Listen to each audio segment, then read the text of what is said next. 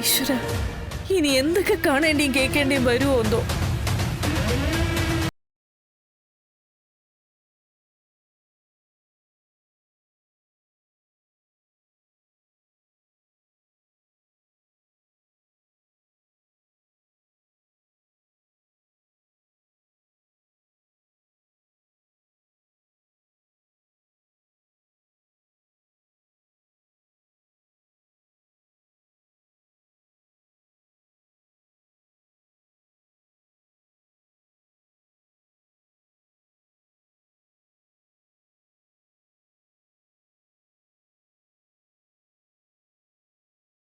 ശ്രീ അടക്കം എല്ലാത്തിനെയും കത്തിക്ക് ഞാൻ.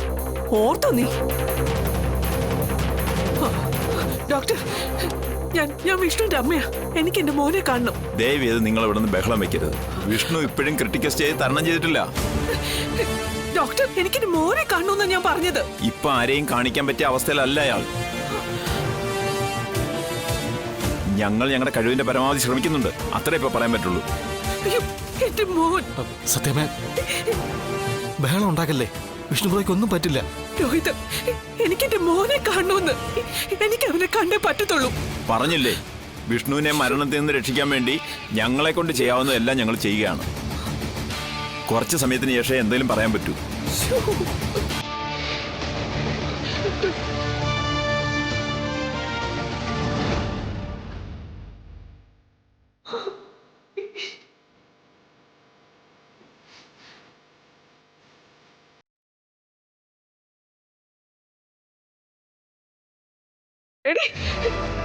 നിനക്ക് തൃപ്തിയായോടി? തൃപ്തിയായോന്ന്? എന്റെ മകൻ എന്തെങ്കിലും സംഭവിച്ചാലുണ്ടല്ലോ, നിന്റെ അമ്മ ശാരദയും ആ കുടുംബത്തെയും മുച്ചോടി ഞാൻ നശിപ്പിക്കും. എല്ലാത്തിനെയും ഞാൻ കൂട്ടിയിട്ട് പെട്രോൾ ഒഴിച്ച് ഞാൻ കത്തിക്കും. സത്യമാവേടി പറയുന്നത്?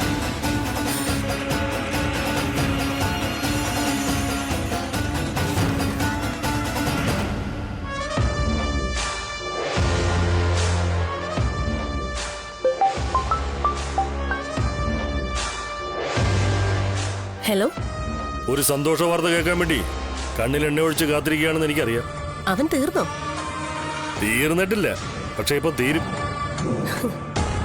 അതിനൊക്കെയുള്ള പണിയെടുത്തിട്ടാ ചന്ദ്രബോസ് ഇവിടെ നിൽക്കുന്നത്. ഇനി അവൻ ICUവിന് പുറത്ത് വരുന്നുണ്ടെങ്കിൽ അത് വെള്ള തുണിയിൽ പൊതിഞ്ഞിട്ടായിരിക്കും. അവളെത്തിയില്ലേ? അവന്റെ ചങ്കിന്റെ പാതിയും കൊണ്ട് നടക്കുന്നവള്. പ്രണയത്തിന് അപ്ഡേറ്റ് ആയ പുതിയ പുതിയ പരീക്ഷണങ്ങൾ കൊണ്ടുവരുന്ന പ്രണയിനി ശാലിനി. ശാലിനി മാത്രമല്ല, അവളുടെ ശത്രുവായ സത്യഭാമയെ ഞാൻ വിളിച്ചു വരുത്തിയിട്ടുണ്ട്. പറ്റുമെങ്കിൽ രണ്ടും കൂടി ഇവിടെ കിടന്ന് അടികൂടി ആർക്കെങ്കിലും ഒരാൾക്ക് ചാവ് ഭാഗ്യമുണ്ടെങ്കിൽ ഒരൊറ്റ ആംബുലൻസിൽ തന്നെ ഈ രണ്ടു കൂടിയും കൊണ്ടുപോകാൻ. കൊണ്ടുപോകുന്നവന് ലാഭം, കാശ് കൊടുക്കുന്നവന് ലാഭം. ഇനി ശാലിനിയാണ് തീർന്നതെങ്കിൽ ഒറ്റ പട്ടണയിൽ രണ്ട് ബോഡിയും കൂടി ഒന്നിച്ചാൻ കത്തിക്കാം. അവിടെയും ചെയ്യുന്നവനും കൊടുക്കുന്നവനും ലാഭമാണേ. മൊത്തത്തിലപ്പോ ലാഭം നോക്കിയുള്ള പണിയാണല്ലേ? എനിക്ക് മനസ്സിലാവുന്നുണ്ട് സംസാരത്തിനിടയിലെ ആ സൂചന. ഓ, അതത്ര കാര്യമായിട്ട് തരണമെന്നില്ല. ഒരു മനസുഖം കിട്ടുന്ന പോലെ കിട്ടാ മതി. അമ്മാതിരി പണിയാ മധുശ്രീ ഞാനിവിടെ എടുത്തിരിക്കുന്നത്. അവനെ ICU ബെഡിൽ എത്തിച്ചിട്ടുണ്ടെങ്കിൽ അതിന് എന്തൊക്കെ വേണ്ടി വരുമെന്നും എന്തൊക്കെ ചെയ്യേണ്ടി വരുമെന്നും എനിക്ക് ചിന്തിക്കാവുന്നതല്ലേ ഉള്ളൂ. പിന്നെ ACP എന്ന സ്ഥാനത്തിന്റെ പവർ, അതൊന്നുകൊണ്ട് മാത്രം കയ്യിലുള്ള ഗുണ്ടായുസത്തിന് ഇങ്ങനെ വിലയിടാൻ പറ്റുന്നത് അതൊരു ചെറിയ കാര്യമല്ല. എന്നിട്ടിപ്പോ അവിടുത്തെ അവസ്ഥ എന്താ? കണ്ണീർക്കടലാണോ അതോ അമ്മായിയമ്മയും മരുമകളും കൂടി പോരുകോഴികളെ പോലെ കൊത്താൻ തയ്യാറെടുത്ത് നിൽക്കുവാണോ? ഒന്ന് പറ ചേട്ടപ്പാ, കാര്യങ്ങളൊക്കെ കേട്ട് ഞാനൊന്ന് പുളങ്ങിതയാവട്ടെ. വിഷ്ണുവിനെ പരിശോധിച്ച ഡോക്ടർ പറയുന്നത് ഏത് സമയത്ത് എന്ത് സംഭവിക്കാന്ന്. ഹാർട്ട് ബീറ്റ് ഒന്നും നേരെ ചൊവ്വേ കിട്ടുന്നില്ല പോലും. ഏതാണ്ട് ഡോക്ടർമാരൊക്കെ കൈവിട്ട പ്രതീതിയാ. അപ്പോ ആ അധ്യായം ഉടനെ അവസാനിക്കുമെന്ന് പറയാം. ഇനിയിപ്പോ റീത്ത് വാങ്ങിക്കണം, മുഖത്ത് സങ്കടം വരുത്തണം, സത്യഭാമയ്ക്ക് മുന്നിൽ പൂങ്കണ്ണീരൊഴുക്കണം. എനിക്ക് വയ്യ. അഭിനയിച്ച് ഞാൻ ഇന്നൊരു പരുവാകും. പക്ഷെ അവള് ശാലിനി, അവള് കരഞ്ഞു കരഞ്ഞു തീരണം. ചങ്ക് പൊട്ടി മരിച്ചാലും കുഴപ്പമില്ല. പ്രണയത്തിന്റെ സ്മാരകമെന്നോ മണ്ണം കട്ടേന്നോ എന്ത് വേണമെങ്കിലും ആൾക്കാർ പറഞ്ഞോട്ടെ, എന്നാലും അവള് തീരുമല്ലോ. കളക്ടർ കൂടി ആയപ്പോ അവള് നിലത്തൊന്നും അല്ലായിരുന്നു. അവളുടെ ഉയർച്ച കണ്ട് എല്ലാവരും അവളെ അഭിനന്ദിച്ചപ്പോ ഞാൻ മനസ്സിൽ അവളെ വീണ്ടും വീണ്ടും ഉയർച്ചയിലേക്ക് പോകാൻ പ്രോത്സാഹിപ്പിക്കുകയായിരുന്നു. കാരണം എന്താണെന്നറിയോ? കൂടുതൽ ഉയരത്തിൽ നിന്ന് വീഴുമ്പോഴേ ഇതുപോലെ അവൾക്ക് എഴുന്നേൽക്കാൻ പറ്റാതാവും. വീണെടുത്ത് കിടന്നവള് നിലവിളിക്കണം. അഹങ്കരിച്ചതിനൊക്കെ മനസ്സുകൊണ്ട് സ്വയം ക്ഷമ ചോദിക്കണം. എന്നിട്ട് ഒടുവിൽ അവൾ ഒടുങ്ങണം. മരണം മാത്രമേ ഇനി അവൾക്ക് രക്ഷയായി ഉള്ളൂവെന്ന് അവൾക്ക് ബോധ്യപ്പെടുന്ന നിമിഷം മാത്രം മരണം. അതാണ് അവൾക്കെതിരെയുള്ള എന്റെ മാസ്റ്റർ പ്ലാൻ. എന്നാൽ ആശയ്ക്ക് വകയുള്ള മറ്റൊരു കാര്യം കൂടി കേട്ടോ. ശാലിനി മാത്രമല്ല, ഈ സംഭവത്തോടുകൂടി സത്യഭാമ തകർക്കുന്നത് ശാലിനിയുടെ കുടുംബത്തെ കൂടിയാണ്. ശാരദാമ്മ കൊണ്ടുവന്ന ഭക്ഷണം കഴിച്ച വിഷ്ണു രക്തം ഛർദ്ദിച്ചിരിക്കുന്നത്. അപ്പൊ പിന്നെ കുടുംബശ്രീ ശാരദയുടെ കുടുംബശ്രീ ഹോട്ടൽ ആ തറവാട് മുറ്റത്ത് കാണുമോ? വിഷ്ണു മരിച്ച സത്യഭാമ ആ നിമിഷം അത് കത്തിക്കും. എന്നിട്ട് അതിന്റെ ചിതാഭസ്മം എടുത്ത് ഭാരതപ്പുഴയിൽ ഒഴുക്കും. ഒപ്പം കുടുംബശ്രീ ശാരദയുടെ വീടും. വിഷ്ണുവിന്റെ മരണത്തോടെ നടക്കാൻ പോകുന്ന ഇതൊക്കെയാ മോളെ. കേട്ടിട്ട് തന്നെ കൊതിയാവുന്നു. ഒന്ന് വേഗം ആ വിഷ്ണുവിന്റെ ജീവൻ ഒന്ന് പോയി കിട്ടണേന്ന് ഏത് പള്ളിയിൽ പോയാണ് ചിറ്റപ്പ ഞാനൊന്ന് മുട്ടിപ്പോയി പ്രാർത്ഥിക്കേണ്ടത്? എന്ത് വഴിപാടാ കഴിപ്പിക്കേണ്ടത്? എന്തിന് ഞാൻ റെഡിയാ. ഇനി ജീവനെടുക്കാൻ കാലന് ബുദ്ധിമുട്ടുണ്ടെങ്കിൽ വേണ്ട. ഒരു കണ്ണ് പോവുകയോ കയ്യോ കാലോ മുറിച്ചു മാറ്റുകയോ അങ്ങനെ എന്തെങ്കിലും കത്തിപ്രയോഗം നടത്തിയാലും മതി. ശാലിനി കരയണം. ജീവിതകാലം മുഴുവൻ കരയണം അവള്. മരിച്ച കൂടി വന്ന 6 മാസത്തേക്ക് കരച്ചിൽ കാണാം. അതിന് ഏത് കൊടിമൂത്ത ഇഷ്ടമാണെങ്കിലും അതങ്ങ് മറന്നേക്കും. അതാ മനുഷ്യൻ. പക്ഷെ കിടന്ന് നരകിച്ച് ഇഴഞ്ഞ് നിരങ്ങിയുള്ള ജീവിതമാകുമ്പോ മൊത്തത്തിൽ അതങ്ങ് അറ്റം വരെ നീളും. പിന്നെ ഒടുവിൽ പ്രാഗി അവള് തന്നെ അവനെ കൊല്ലും. അങ്ങനെ അങ്ങ് എഴുതി തള്ളണ്ട ചിറ്റപ്പ. ഇങ്ങനെയുള്ള എത്ര കടമ്പകൾ കടന്നവളാ ശാലിനി. നമ്മൾ എന്തൊക്കെ ചെയ്തു? മലമ്പാമ്പിന്റെ മുറിവ് കൂടുന്നത് പോലെ ഇത് വല്ലതും അവൾ കേശുന്നുണ്ടോ? അങ്ങനെ ഇങ്ങനെയൊന്നും ഒടുങ്ങുന്നവരല്ല വിഷ്ണുവും അവനെ മനസ്സിൽ പ്രതിഷ്ഠിച്ചുകൊണ്ട് നടക്കുന്ന ശാലിനി. ദൈവങ്ങളെല്ലാം അവരുടെ പക്ഷത്താ. നമ്മുടെ കൂടെ നിൽക്കുന്ന ചാത്തനും മറുതിയൊന്നും കാര്യമായ രീതിയിൽ ഒരു കോണം ഉണ്ടാക്കുന്നില്ല. പിന്നെ ചിറ്റപ്പ അപ്പോഴുള്ള കാര്യങ്ങൾ എന്നെ അറിയിക്കണേ. അവിടെ നിന്നുള്ള വാർത്ത കേൾക്കുമ്പോഴാ മനസ്സിനകത്തൊരു സന്തോഷവും സുഖവും ഒക്കെ തോന്നുന്നത്. പിന്നെ ചിറ്റപ്പൻ അവിടെ ഉണ്ടെന്നുള്ള ധൈര്യവും. നിന്റെ ഈ ചിറ്റപ്പ എന്നുള്ള വിളി കേൾക്കുമ്പോ എനിക്ക് ഓർമ്മ വരുന്നത് എന്റെ സുസ്മിത മോളെയാ. അയ്യോ, ഞാൻ ചിറ്റപ്പന്റെ സുസ്മിത മോള് തന്നെയാ. സ്വഭാവം കൊണ്ട് സുസ്മിതയെ കടത്തിവെട്ടാൻ ശ്രമിക്കുന്നവളാ. അത് വിത്ത് വേറെ മോളെ. ഈ കരിമരുന്നിന്റെ പൊടി പോലെ ആളി പടരുന്ന ഒരിനം. ജയിലിൽ കിടന്ന് അർമാദിക്കുകയാണെന്നാ കേട്ടത്. കഴിഞ്ഞ ദിവസം ഒരു പണിയൊപ്പിച്ചിട്ടുണ്ടായിരുന്നു. ഒരു പോലീസുകാരുടെ മൂക്കിന്റെ പാലം. ആ പാലം പണിത് നേരെയാക്കാൻ എന്റെ അക്കൗണ്ടിൽ നിന്നാ പണം പോയത്. അല്ല, ഉടനെ എങ്ങാനും ഇറങ്ങാൻ സാധ്യതയുണ്ടോ? ശ്രമം നടക്കുന്നുണ്ട്. പുറത്തായാലും അകത്തായാലും അവള് നിൽക്കുന്നിടം വിഷ്ണു ലോകമാ. അവളിപ്പം പുറത്തുണ്ടായിരുന്നെങ്കിൽ വിഷ്ണു ഇപ്പം പരലോകം കണ്ടനെ. എന്തായാലും അപ്പോഴുള്ള വിവരങ്ങൾ അറിയിച്ചോളാം. നല്ല നല്ല വാർത്ത കേൾക്കാൻ കാതോർത്തിരുന്നു മോള്.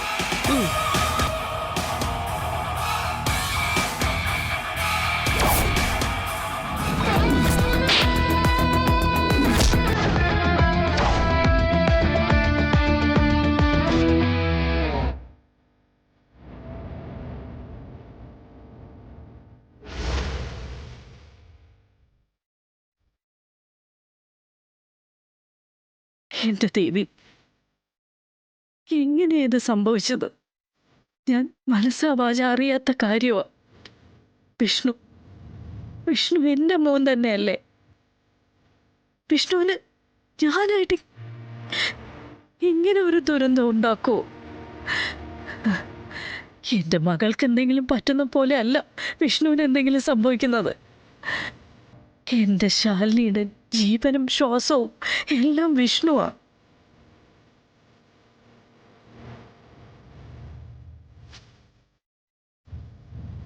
അവൾ അനുഭവിച്ച കഷ്ടപ്പാടുകളെല്ലാം അവളുടെ വിഷ്ണുവിന് വേണ്ടിയായിരുന്നു.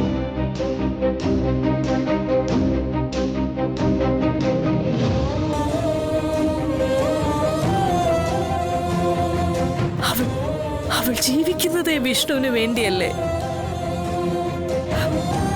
അപ്പൊ പിന്നെ എനിക്ക് എങ്ങനെയാ ഇങ്ങനെയൊക്കെ ചെയ്യാൻ പറ്റുന്നത്?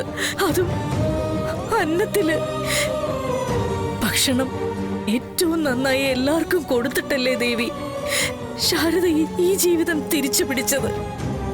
ആ അന്നത്തിൽ തന്നെ ശാരദ ഒരിക്കലും വഞ്ചി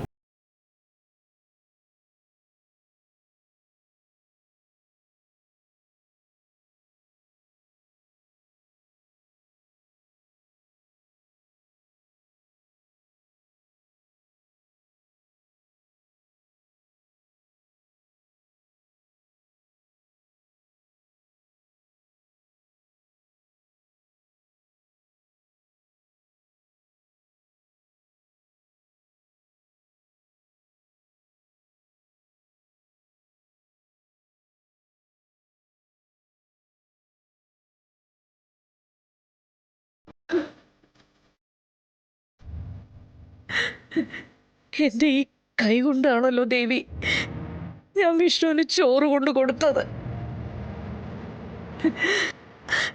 ആ ഒരു കുറ്റബോധം കൊണ്ട് ഞാനിവിടെ നിന്ന് എരിഞ്ഞെരിഞ്ഞ് തീരും. ഞാനിനി എന്ത് ചെയ്യണം ദേവി പറയ?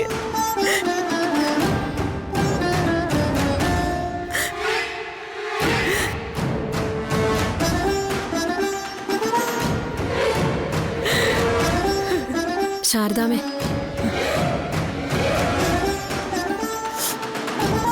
ശാന്ത, എനിക്കിനി ഒന്നിനും വയ്യ. എന്റെ സപ്തനാടികളും തളർന്നു പോവുക. മനസ്സും ശരീരവും വിറങ്ങലിച്ചിരിക്കുക. ഞാനിവിടെ ഇങ്ങനെ ഒന്ന് നിൽക്കട്ടെ. ശാന്ത പൊയ്ക്കോ. എത്ര നേരം ഇങ്ങനെ നിൽക്കുമെന്ന് എനിക്കറിയാൻ പാടില്ല. പക്ഷെ നിൽക്കുന്ന അത്രയും നിൽക്കട്ടെ.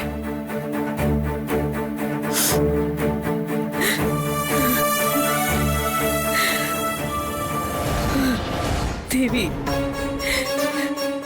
എന്റെ കുഞ്ഞുങ്ങൾക്കൊന്നും വരുത്തല്ലേ.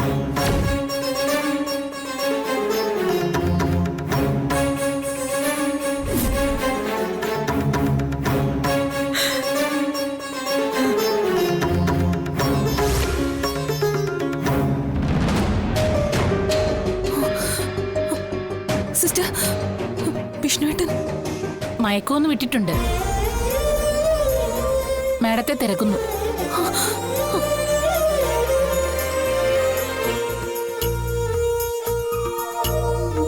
ഒരു വിളിക്കായി കാതോർക്കാം മിഴിയടയ്ക്കുമ്പോൾ, മറുവിളിക്കായി ഞാൻ പോരാമുയിരു പൊള്ളുമ്പോൾ, കടലിനും അറിയാം തോഴി കടലുപോൽ വിരഹം, ഇരവുകൾക്കറിയാം നാളെ തെളിയുമീ പ്രണയം, തനിമരത്തിനു പൂക്കാലം താനേ വരുമോ, എവിടെ നീ? കൃഷ്ണേട്ട, തോറ്റുപോവില്ലെന്ന് പറഞ്ഞിട്ട് തോൽപ്പിച്ച് കളഞ്ഞു അല്ലേ? ഒരുപാട് വേദന തിന്നല്ലേ? താൻ എന്തായി കാണിക്കുന്നേ? എനിക്കൊരു ഫലം കിട്ടാനെ തന്നെ ഒന്ന് കാണണമെന്ന് പറഞ്ഞേ. ഞാൻ മരണപ്പെട്ടിട്ടില്ല. എനിക്ക് എന്നെ തന്നെ ഒന്ന് ബോധ്യപ്പെടുത്താൻ. മരണം കയ്യെത്തും ദൂരത്തുണ്ടായിരുന്നല്ലോ. അപ്പോഴൊക്കെ ഉള്ളിലുണ്ടായിരുന്നൊരു ഉറപ്പ്, ഒരാൾക്കും താൻ എന്നെ വിട്ടുകൊടുക്കില്ലെന്ന് പറഞ്ഞിരുന്നില്ലേ? മരണത്തിന് പോലും.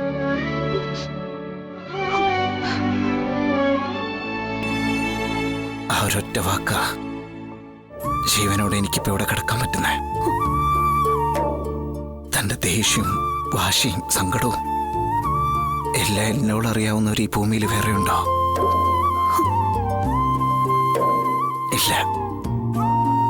അപ്പൊ പിന്നെ തൻ്റെ സ്നേഹത്തിന്റെ ആഴം എത്രത്തോളം ഉണ്ടാവുമെന്ന് എനിക്കും തനിക്കും മേലെ മറ്റൊരാൾ മനസ്സിലാക്കി.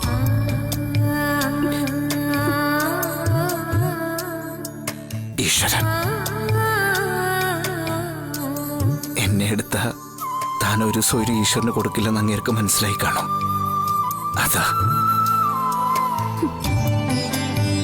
തോളിലെടുത്തത് തന്നെ വട്ടം പൊക്കി.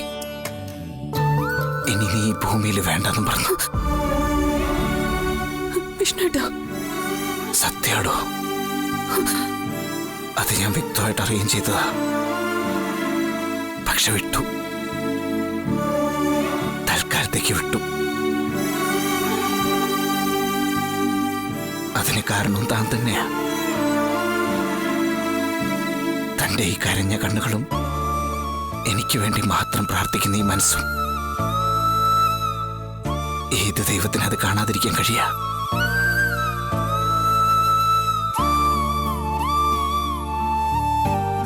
ഒരുപാട് സംസാരിക്കണ്ട.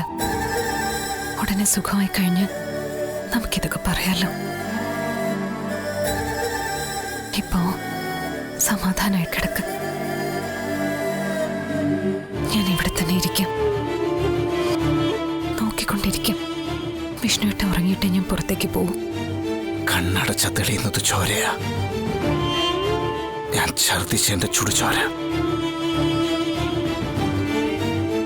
പിന്നെ എങ്ങനെ ഉറങ്ങാൻ പറ്റാ? ഒരു കാര്യം ഉറപ്പാ, നമുക്ക് ചുറ്റും നമ്മൾ അറിയാതെ പലതും നടക്കുന്നുണ്ട്.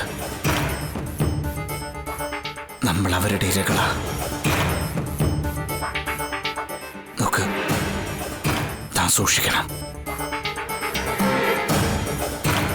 എന്റെ ആയുസിന്റെ ബലം താനാന്നറിയുമ്പോ പിന്നീട് അവരുടെ നീക്കം തനിക്കെതിരെയായിരിക്കും. താൻ തോറ്റുപോരുത്. അങ്ങനെ ഒരു പേടി എനിക്കിപ്പുണ്ട്. സ്നേഹത്തെ തോൽപ്പിക്കാനുള്ള ഒരു ആയുധവും ഒരു യുദ്ധത്തിൽ പോലും ഉപയോഗിച്ചിട്ടില്ല വിഷ്ണുവേട്ട. പിന്നെങ്ങനെയാ നമ്മളെ ശത്രുക്കൾക്ക് പരാജയപ്പെടുത്താൻ പറ്റുന്ന? അവര് ശ്രമിക്കട്ടെ, ശ്രമിച്ചുകൊണ്ടിരിക്കട്ടെ. നമ്മള് ആഴത്തിൽ പ്രണയിച്ചുകൊണ്ടേയിരിക്കും. ഈ ഹൃദയം തുടിക്കുന്നത് വേറെ ആർക്കും വേണ്ടിയല്ലല്ലോ, എനിക്ക് വേണ്ടി മാത്രം. ആ ഒരു വിശ്വാസം ഏത് പ്രതിസന്ധിയും തരണം ചെയ്ത് മുന്നോട്ട് പോകാനുള്ള എന്റെ വിൽ പവർ. തന്നിലേക്ക് എത്താനുള്ള എന്റെ മനസ്സിന്റെ ആഗ്രഹം അതാണോ എന്നെ ജീവിതത്തിലേക്ക് തിരിച്ചെത്തിച്ചത്? പക്ഷെ എനിക്കുറപ്പുണ്ടായിരുന്നു, എന്നിൽ നിന്നും പറിച്ചെടുത്ത എന്റെ വിഷ്ണുവേട്ടനെ എങ്ങോട്ടും കൊണ്ടുപോകാൻ പറ്റില്ലെന്ന്. തൊട്ടോ തൊട്ടില്ല എന്നുള്ള മട്ടില് മരണം കൺമുന്നിൽ നകന്നുപോയപ്പോ എനിക്ക് മനസ്സിലായി താനിവിടെ നല്ല കഷ്ടപ്പെടുന്നുണ്ടെന്ന്. ഒരുപാട് ഓടിയല്ലേ വിഷ്ണുവേട്ട? എന്നാ നമ്മുടെ ഈ ഓട്ടം ഒന്ന് അവസാനിക്കുക? ചുമ്മാ ഓടടോ. ഇങ്ങനെ ഓടുമ്പോഴും നമുക്കറിയാലോ നമ്മളെ. എല്ലാ പ്രശ്നങ്ങളും അവസാനിച്ചും ഒരു പുതു വെളിച്ചം നമുക്ക് മാത്രം തെളിയും. അത് കാണുന്നത് വരെ നമുക്കിങ്ങനെ ഓടാം, ഓടിക്കൊണ്ടേയിരിക്കാം. മാഡം, അധികം സംസാരിപ്പിക്കരുതെന്ന് ഡോക്ടർ പറഞ്ഞിട്ടുണ്ട്.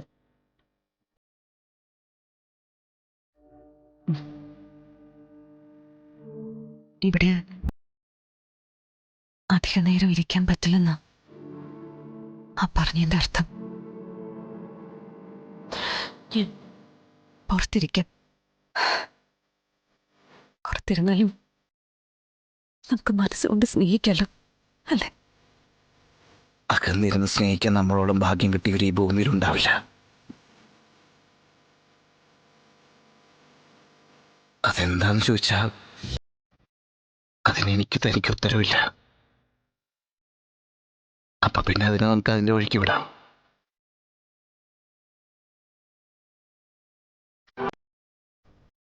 എന്തിനും ഞാനുണ്ട് കൂടെ. ഈ ഒരു വാക്ക്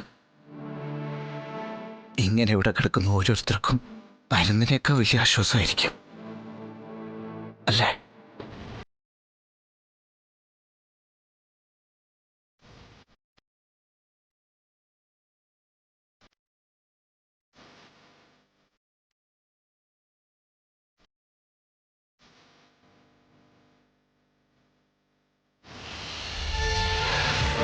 വിഷ്ണുവിന്റെ കണ്ടീഷൻ എങ്ങനെയാ ഡോക്ടറെ? ഒന്നും പറയാറായിട്ടില്ല. സിറ്റുവേഷൻ ഒരല്പം മോശമാണ്. കുറേയധികം ബ്ലഡ് നഷ്ടപ്പെട്ടിട്ടുണ്ട്. ഇതെങ്ങനെ സംഭവിച്ചെന്ന് വല്ല നിശ്ചയവും? കഴിച്ച ഭക്ഷണത്തിൽ വിഷാംശം കലർന്നിട്ടുണ്ട്. അതെന്ത് വിഷമാണെന്നൊക്കെ മറ്റു റിപ്പോർട്ടുകൾ വന്നാലേ പറയാൻ പറ്റൂ. ഈ ഭക്ഷണം അവരുടെ വീട്ടിൽ നിന്ന് കൊണ്ടുവന്നതല്ല, പേഷ്യന്റിന്റെ ഭാര്യ വീട്ടിൽ നിന്ന്, അതായത് കളക്ടർ ശാലിനി വിഷ്ണുവിന്റെ വീട്ടിൽ നിന്ന്. അങ്ങനെയാണെങ്കിൽ ആ വീട്ടിലെ മറ്റുള്ളവർക്കും ഇതൊക്കെ വരേണ്ടതല്ലേ? അങ്ങനെയൊന്നുമില്ലല്ലോ. ഒരാൾക്ക് കഴിക്കാൻ വേണ്ടി മാത്രമായി ആരും വീട്ടിൽ ഭക്ഷണം ഉണ്ടാക്കില്ലല്ലോ.